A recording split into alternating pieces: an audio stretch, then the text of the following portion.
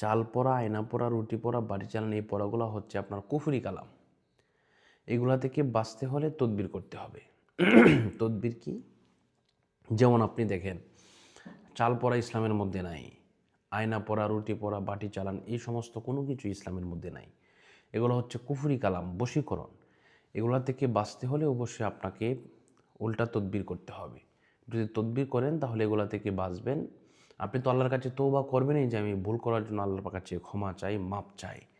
কিন্তু তদবির না করলে আপনার অবশ্যই ক্ষতি হবে। কেননা এগুলো হচ্ছে কুফরি কালাম। এই কুফরি কালাম আল্লাহ রাসূল সাল্লাল্লাহু আলাইহি ওয়াসাল্লামকেও আক্রান্ত করা হয়েছিল। এজন্য যদি আপনি প্রমিস করেন যে এমন কাজ আর করবেন না, এমন ভুল আর করবেন না, তাহলে অবশ্যই ইনশাআল্লাহ তদবির করার জন্য আমার সাথে যোগাযোগ করবেন। আমার সাথে যদি যোগাযোগ করতে চান তাহলে এই নাম্বারে ইমো অথবা হোয়াটসঅ্যাপে যোগাযোগ করবেন, সরাসরি ফোন দেবেন 016-430-63744। আমি আবারও বলছি 016